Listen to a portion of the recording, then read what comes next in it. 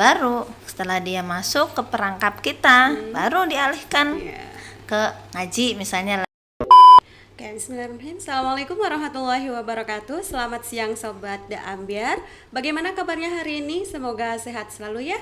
Oke, di sini bertemu dengan Miss Adel di Bincang Ceria.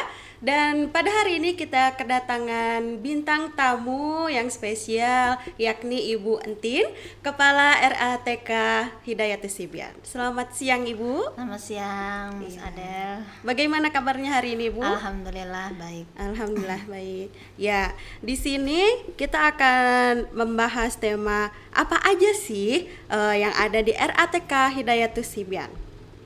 Oke Ibu, bagaimana aktivitas hari ini lancar? Alhamdulillah lancar sampai sekarang jam 1. Iya. Lanjut ke Da Ambiar. Lanjut ke Da Ambiar, langsung ke sini ya. Jadi ibu ini bisa menghandle urusan pekerjaan dengan rumah tangganya itu dengan luar biasa ya Sobat Da Ambiar. Oke, RA atau TK Hidayatus Sibian itu sejak kapan ya Bu berdirinya? Kalau berdirinya sih 78 itu sudah ada pendirian, cuman kalau untuk operasionalnya sih 85 tahun 85. Tahun 85. Berarti sudah cukup lama ya sampai Sudah tahun lama. 2022 ini. Oke. RATK Hidayatus Sibian itu berarti masih satu yayasan ya, Bu?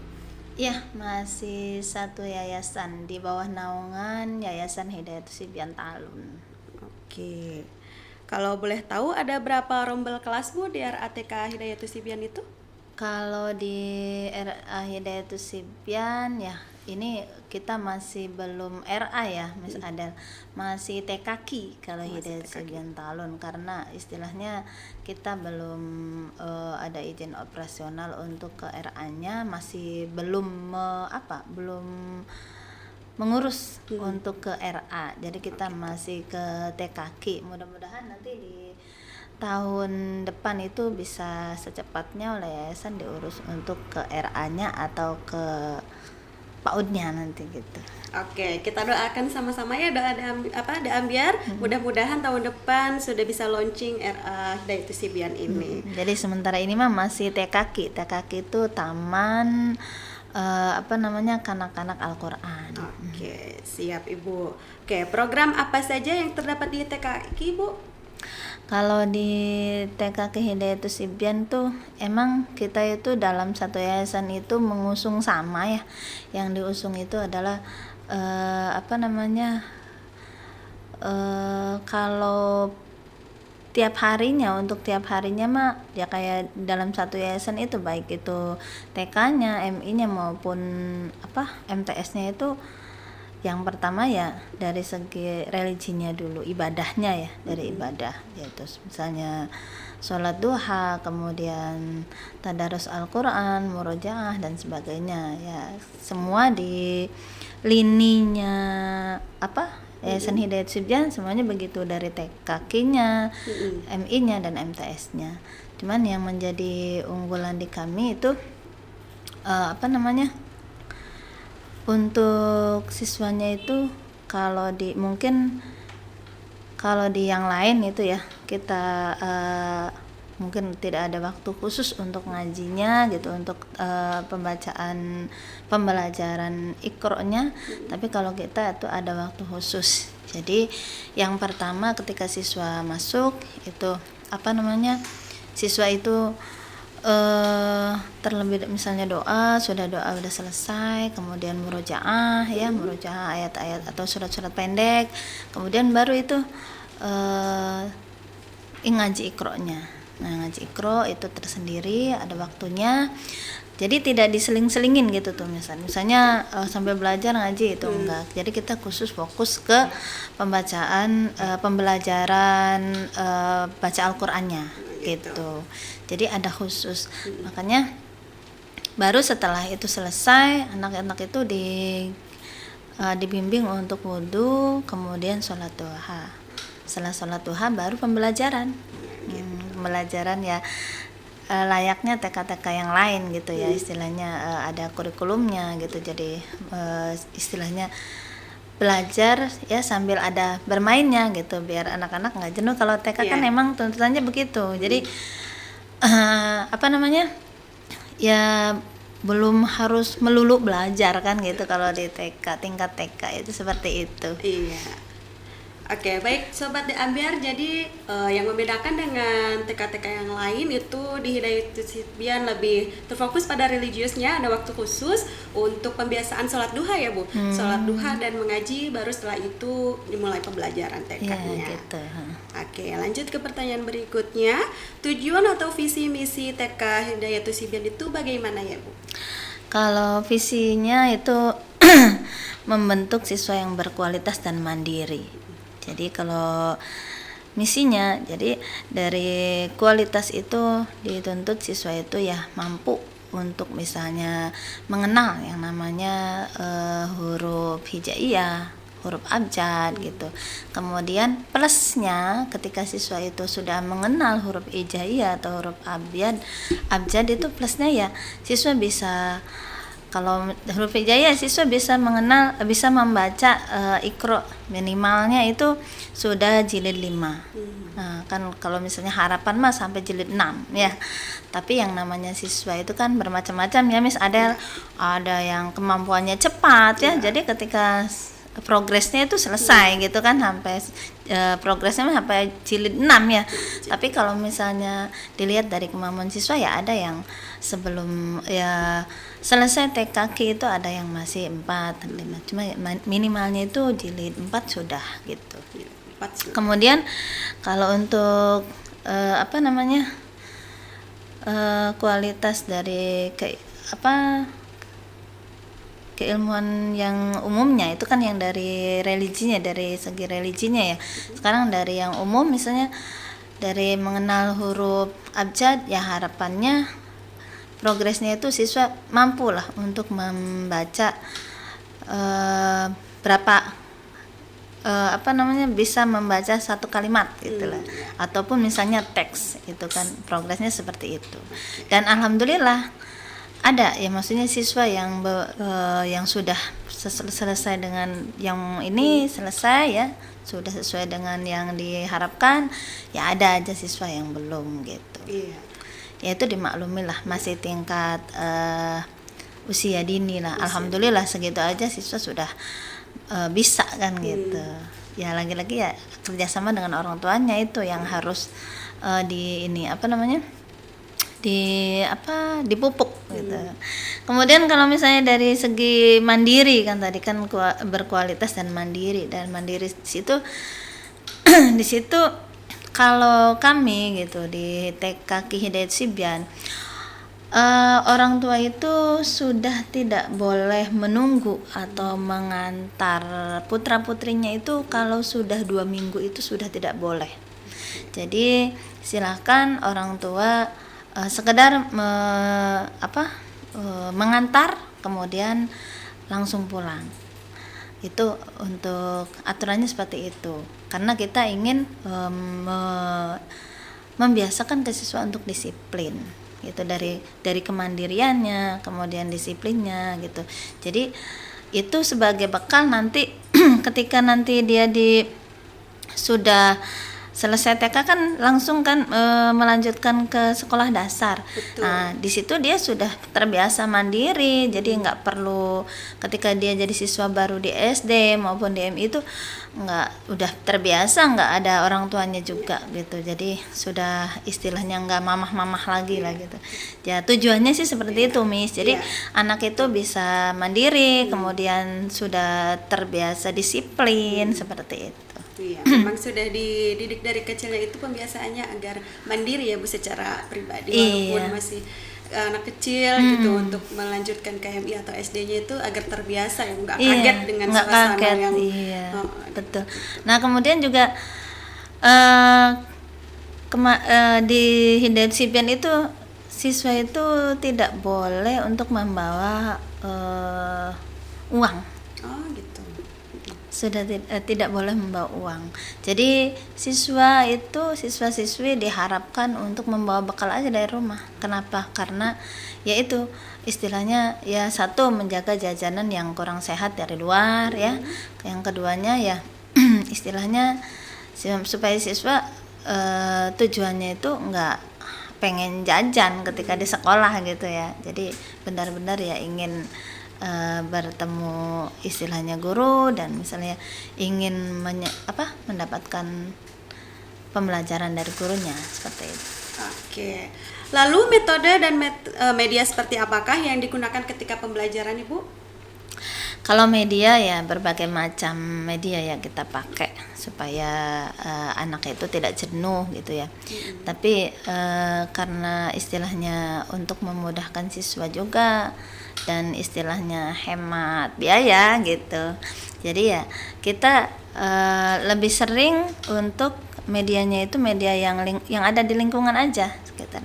Karena kebetulan kita itu lokasinya di dekat rumah makan Mimi Sepuh ya, yang ada di Kecamatan Talun gitu. Jadi anak-anak tuh seringnya ya kita ajak istilahnya media pembelajarannya keluar. Jadi nggak melulu di kelas gitu. Kadang ya ke situ gitu, anak-anak diperkenalkan istilahnya di situ ada langsung ada istilahnya alam ya di situ kan. Ada sawah, ada apa gitu dikenalkan. Jadi tergantung sesuai dengan temanya aja, misalnya minggu ini temanya apa nih, bukan minggu ya, jadi bulan ini temanya apa nih, misalnya temanya tentang kendaraan ya, berarti kita nanti istilahnya beberapa model-model kendaraan ya yang disampaikan ke siswa melalui gambar, baru nantinya keluar itu diperlihatkan, oh ini misalnya truk, ini mobil bus gitu, seperti itu jadi keluarnya. Oh gitu. Jadi media pembelajaran yang digunakan di TK Hidayatul Sibyan ini mengikuti dengan temanya ya Bu, ya, setiap bulannya. Tema. Bisa dengan secara langsung seperti di jalan ke Mimi Sepuh itu ada sawah, mereka bisa mengenal tentang alam, mungkin tentang juga. Bisa juga dengan alat peraga konvensional seperti gambar ya Bu, iya, gambar kendaraan yang disajikan pada saat pembelajaran. Seperti itu ya, Sobat The Ambyar. Oke, lanjut, bagaimana Ibu menghadapi peserta didik yang malas untuk belajar? Bagaimana sih Bu mengendalikannya, walaupun seperti kita tahu bahwa anak TK itu kan masih wayahnya untuk bermain dan belajar gitu. Betul, Miss. Jadi anak TK itu ya perlu kesabaran yang tingkatnya mungkin kalau sekarang lagi musim tingkat dewa kali ya. Tingkat dewa ya. Jadi guru TK ya dituntut kesabarannya itu harus ya benar-benar gitu sabar.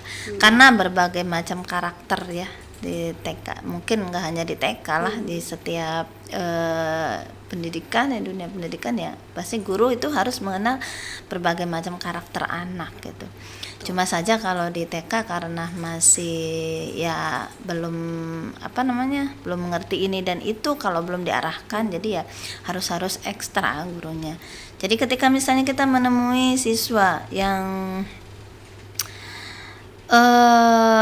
istimewa lah, kalau kita menyebutnya siswa yang masih perlu banget bimbingan itu kita sebut dengan anak yang istimewa.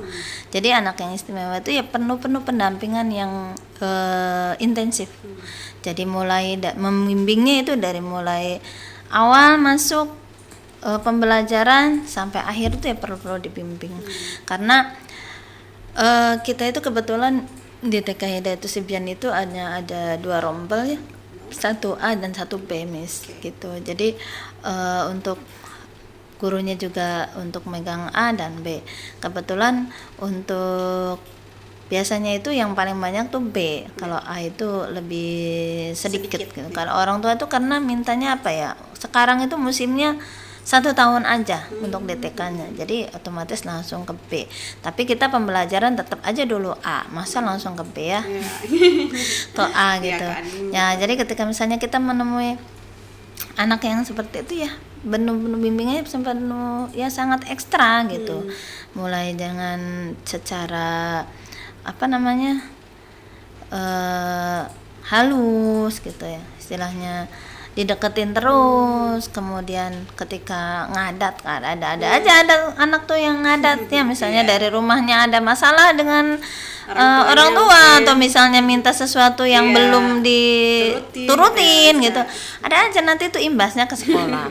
Nggak mau ini, nggak mau itu, terkadang nggak mau wudhu aja nggak mau, ngaji nggak mau, ini nggak mau. Ya udah, maunya apa, maunya diem aja di pojok. Ya udah, jadi kita tungguin di pojok. Cuman kan kalau kita menungguin hanya satu orang, yang lain gimana gitu.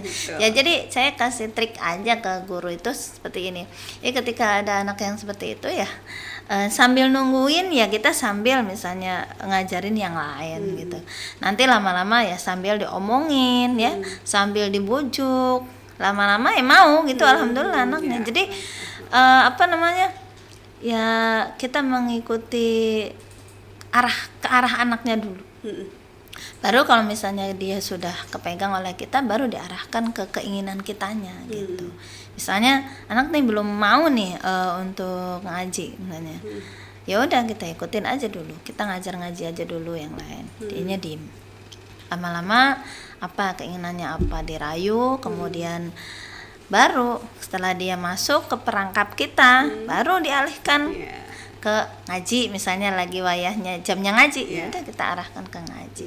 Kalau misalnya jamnya sholat, ya kita arahkan ke sholat. Kadang nggak mau sholat, mintanya keluar aja, ya udah diikutin. Jadi satu orang tuh fokus di kelas, yang satu orangnya ngejagain. Jadi bergantian aja sih jadi guru tuh. Ada yang jadi apa namanya center di depan, ada yang backup seperti itu. Jadi kalau misalnya satu ya emang kewalahan. Walaupun siswanya sedikit juga, kalau TK sih tetap harus ada backup, harus 2 orang gitu minimalnya, seperti itu Mas. Iya, baik. Jadi Sobat Da Ambiar, jadi guru TK itu harus sabarnya ekstra banget ya menghadapi anak-anak kecil dengan berbagai karakternya dan berbagai keunikan masing-masing anak-anak tersebut. Oke, lalu kenapa sih Bu orang tua itu harus mendaftarkan putra-putrinya ke TK Hidayatul Sibyan gitu? Ya kalau misalnya mendaftarkan itu kayaknya itu sudah merupakan pilihan orang tua ya Miss ya.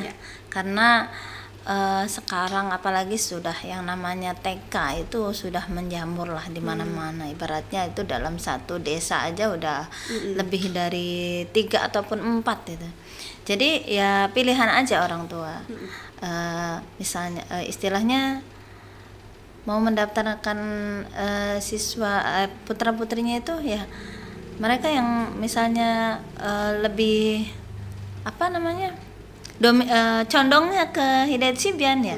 Ya ada yang daftar ke Hidayatul Sibyan. Tapi ya alhamdulillah, jadi tiap tahun itu ya 20 lebih itu ya masih istilahnya daftar ke kita gitu. Emang kita nggak pernah kalau untuk TK itu cuman 20 Miss. 20 siswa gitu. Karena apa? Karena kalau udah lebih dari 20 tuh apa ya? Semerawut gitu. Kurang terkondisikan gitu, kurang kondusif gitu. Sedangkan kita kan cuman 2 rombel gitu ya, 2 ini apa namanya? Kelasnya itu cuman 1 kelas gede disekat gitu kan, seperti itu. Tapi ya apa namanya? Ya alhamdulillah gitu bisa apa namanya membackup semuanya gitu, walaupun misalnya apa namanya keadaan kelasnya masih seperti itu gitu. Oke. Jadi ini bisa menjadi pilihan ibu dan bapak orang tua ya untuk mendaftarkan putra-putrinya ke TK Hidayatul Sibyan. Barangkali yang dekat dengan Mimi Sepuh atau di sekitaran Kecomberan Talun, boleh kepoin yuk di TK Hidayatul Sibyan. Dan yang terakhir Ibu, harapan dan kesan Ibu kepada sahabat-sobat Ambiar di rumah itu apa ini? Ada kesan? Harapannya ya kita itu, kalau saya pribadi ya, jadi harapannya gini, tidak memilih sekolah itu hanya dari luarnya itu kelihatan kelihatan bagus gitu ya, tapi kita memilih apa sih kualitasnya seperti apa gitu ya. Belum tentu karena sekolahannya itu misalnya nggak terlihat gitu ya, belum tentu di situ tuh ada berlian yang nantinya akan mereka raih untuk anak-anak putra putrinya seperti itu. Ya harapannya itu. Kemudian untuk anak-anak TK Ki Hidayat Sibjan sendiri, mudah-mudahan orang tua yang menitipkan di TK Ki Hidayat Sibjan itu istilahnya percaya pada kita untuk menitipkan anak-anaknya di kita, dan mudah-mudahan nanti apa yang diharapkan sama orang tua itu bisa terwujud. Oke, terima kasih Buntin untuk waktunya telah bersedia Sama-sama, menjadi Miss Ada. narasumber di Da Ambiar. Sampai jumpa kembali di acara Bincang Ceria selanjutnya Sobat Da Ambiar. Dadah. Dadah.